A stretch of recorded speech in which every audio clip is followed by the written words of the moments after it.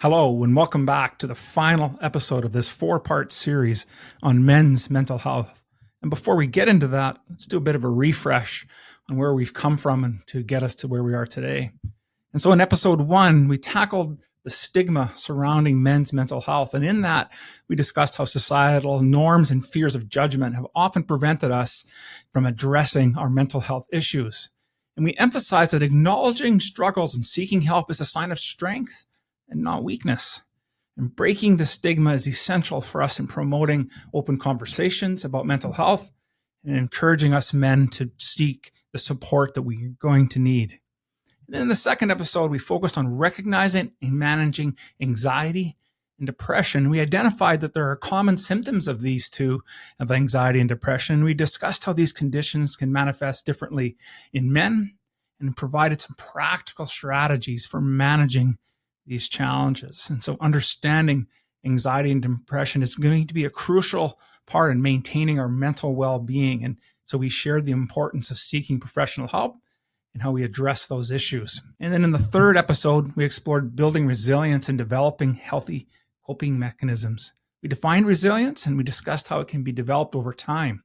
We shared various healthy coping mechanisms, and we included mindfulness, physical activity, and strong social connections.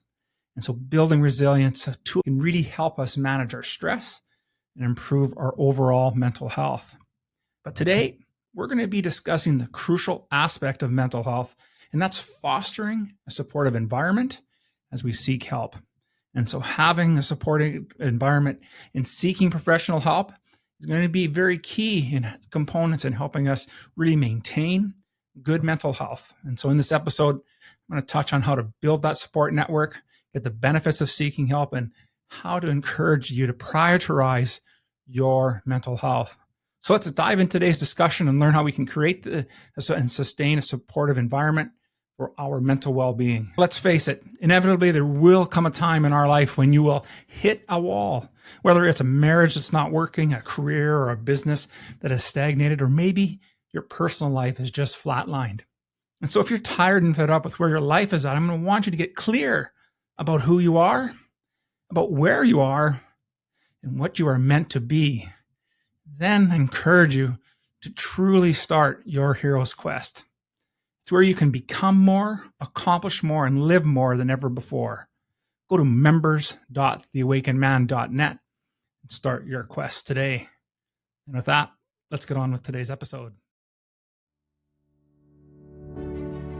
The average man today is sleepwalking through life, many never reaching their true potential, let alone ever crossing the finish line to living a purposeful life.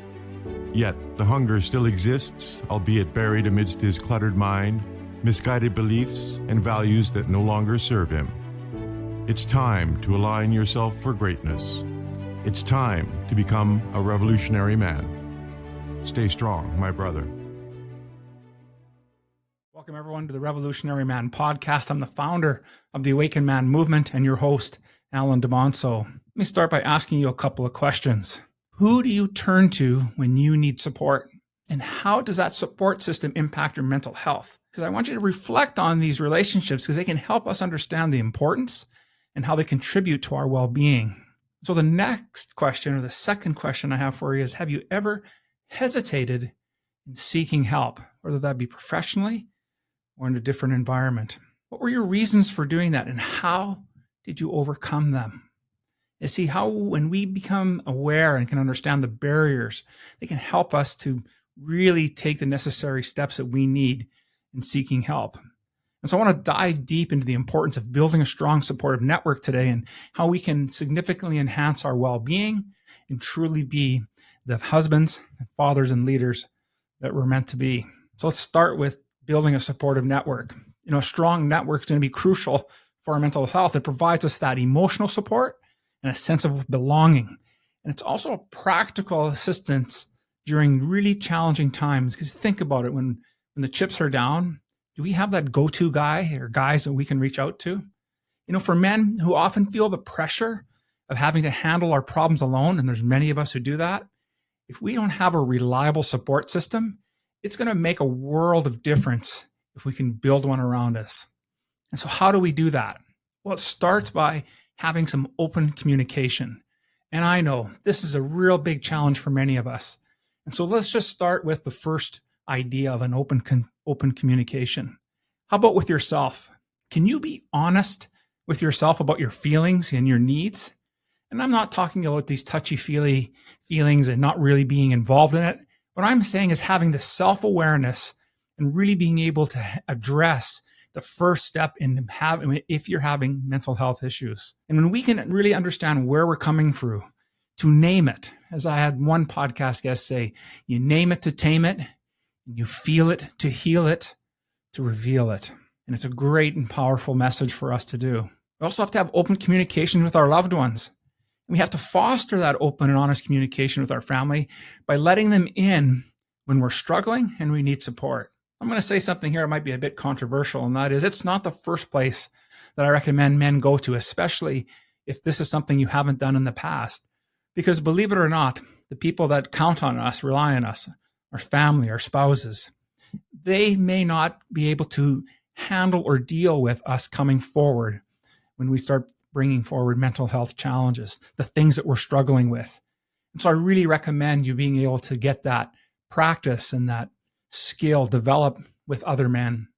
You know, when we share our feelings and we sit in a circle with other men, we can be encouraged by seeing others do it. And so then we can do the same, and we can learn how to create that safe space for us so we can have some mutual understanding and support. And when that happens, then we're better prepared to speak to our family and the close people in our lives. And of course, the third place in having open communication is with people that we trust. We must practice and develop a group of individuals, a tribe, so to speak, that allows us the ability to be able to speak what's in our heart. And so choose your friends wisely. You know, find mentors and or colleagues to help us really talk about and share our experiences without any fear or judgment. And that's a really important piece. And then have regular check-ins with these people. You know, our relationships grow when we lean into them. And if we're the type of person, and I'll raise my hand here where that can be a challenge, and we're not reaching out to our close friends, then it's difficult when we do that because they're not used to having us be in a space where they are hearing and sensing what it is that's on our plate. And so have regular check-ins. What's the other thing we have to consider in building these communities is, well, we need to be in a community where there's mutual support. See, not only do we have to be there for ourselves, but we need to also be there for others. You know, as we offer support and encouragement to our friends and our family during their difficult times, we become that person that is trustworthy. And so we have to learn and practice to be a good listener and show empathy. And all of these things can help us really strengthen our relationships. And so remember that mutual support is really a two-way street. You know, we need to be there for others in order for them to be there for ourselves.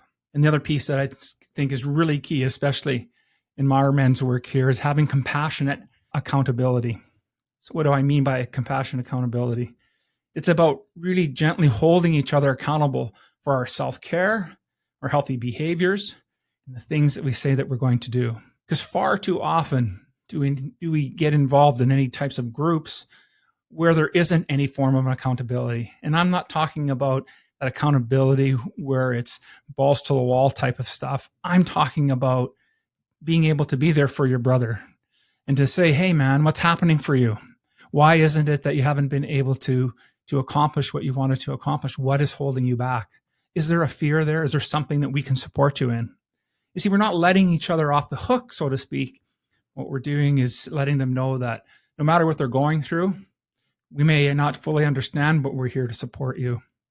You know, it really involves encouraging folks. It's creating that space, a container for us to be able to speak what's on our mind and know that we're not going to be judged or shamed for how we're feeling. You know, a third aspect really of building a supportive community and environment is we need to find that quality time. And I just want to make sure that we're clear on quality time doesn't mean quantity of time. You know, when we spend quality time, it's really about prioritizing the most important relationships in our lives. Because when we do that, what we're saying to those people and to ourselves is that you matter and that I matter. And so we want to engage in activities that we can enjoy We can foster strong bonds together.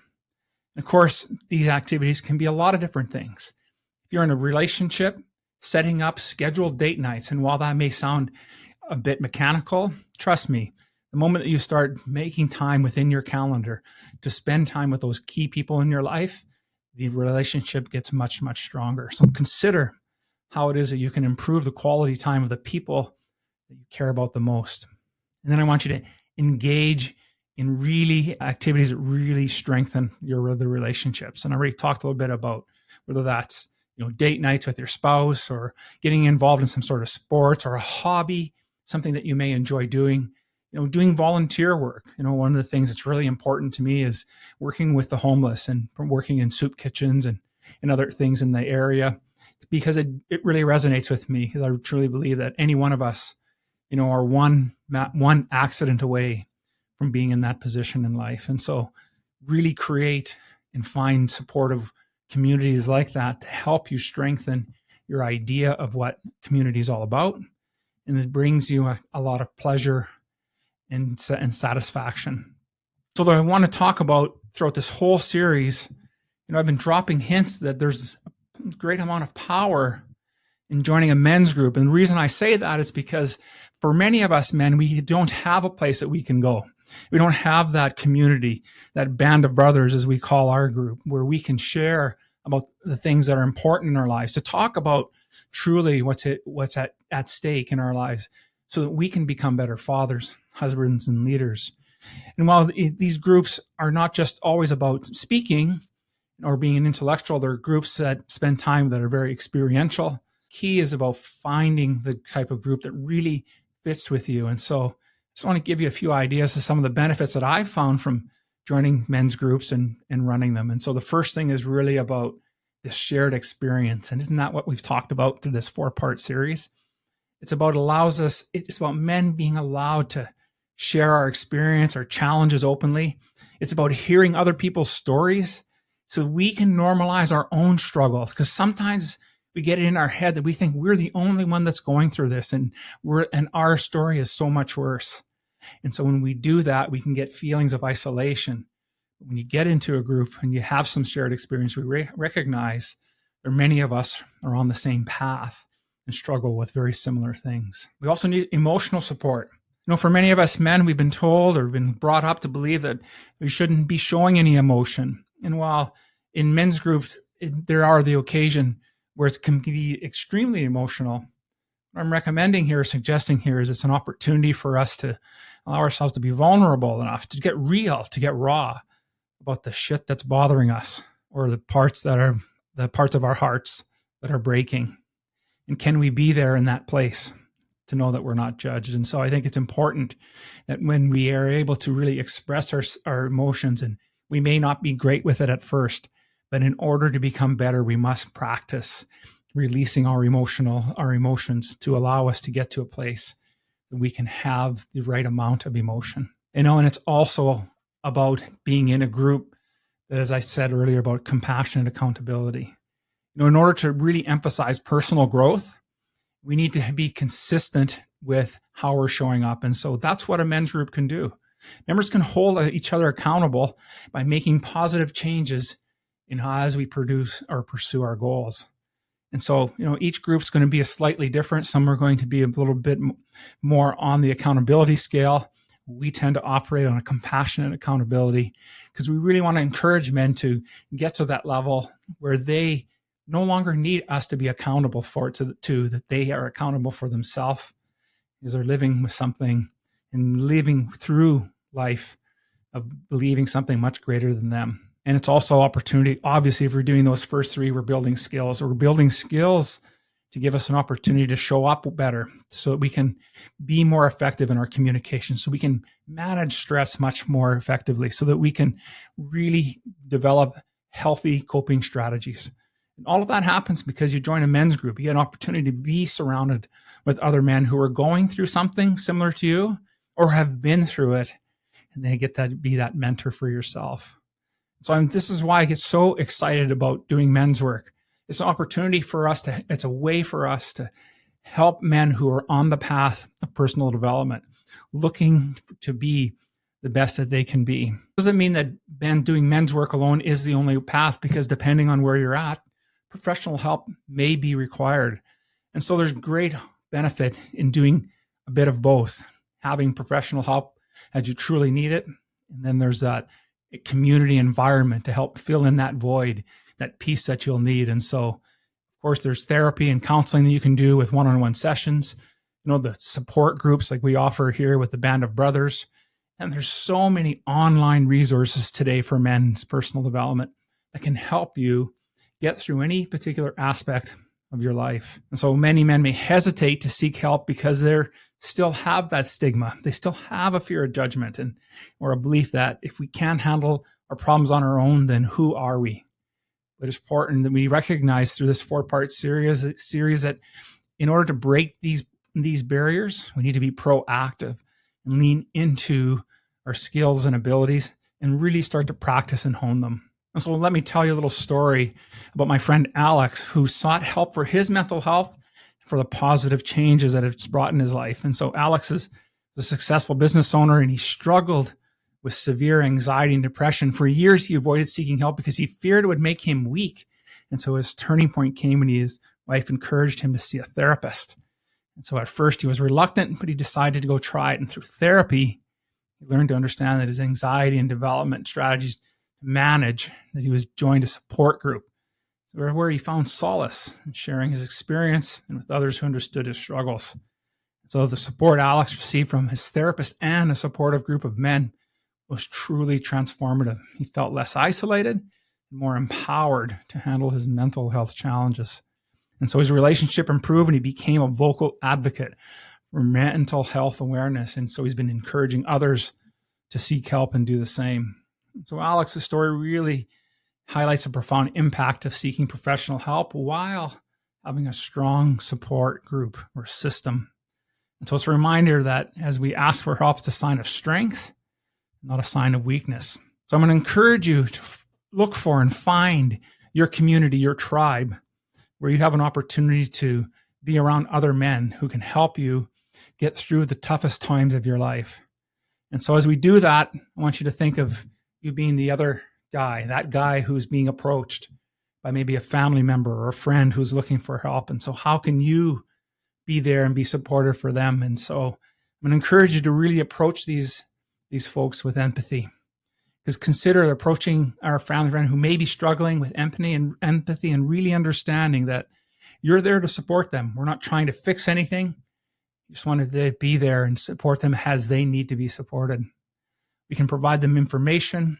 We can put them towards a therapy or counseling that may need, or maybe even a men's group. And the biggest thing here is we just want to make sure that we're there to hear them, to listen to what they have to say. And so when we are providing feedback and commentary to it, that we're not minimizing what they're trying to say, or even worse yet, we're trying to say, I understand what that's like, and you don't have a clue what it's about, or you make it sound more than what it truly is. And so it takes practice, it takes time, and it takes opportunity to be involved with other men to experience the challenges that they're going through. So as talked about, there's lots of different ways that you can get support and help. And as I think about this series, there's some key takeaways I want to make sure that we wrap up this whole series with. And so when I think back to episode 1, I think about the importance of breaking that stigma and surrounding men's mental health, right? So we need to acknowledge it's okay to struggle, and seeking help is a sign of strength and not weakness. In episode 2, we talk about managing anxiety and depression. So really understanding the symptoms and seeking help can really improve our mental well-being. So take and make use of those practices that we talked about in that episode. Really take opportunity to recognize that these are conditions that we can manage instead of ignoring them. And then in episode 3, we really built on that and talked about building resilience and creating healthy coping mechanisms. So resilience is like a muscle. The more that we practice it, the more we're able to adapt to adversities. It comes back to us. And it's really about the bounce back ability for us. And so we need to incorporate healthy habits. And we talked at that time about mindfulness and physical activity and really having some strong social connections. And then today we emphasize the significance of finding and fostering a supportive environment for yourself as you seek help. And so surround yourself with supportive people and be willing to seek professional help. That is a crucial step because not always will the men's group help you do that. And I truly believe that there's a great power in the combination of those two, of men's group as well as professional therapy. And so have some open communication. Find and build some mutual support. Use the quality time with loved ones to help you get through these times of are dark times for us. And then you'll be able to foster supportive network. So remember that when we do all of this, it's really for our not only our own well-being, but the well-being of our family and the communities that we're in. So I want to thank you for following me on this journey. And together we can break the stigma, manage our own mental health, build resilience, and create supportive environments. And just want you to know, gentlemen, that we are all in this together, striving to be the best version of ourselves. And so as we close today, I just want to remind you to hit subscribe, to leave a review, and to share this podcast so others may benefit from it as well. And so until next time, my friends, live with passion, purpose, and power.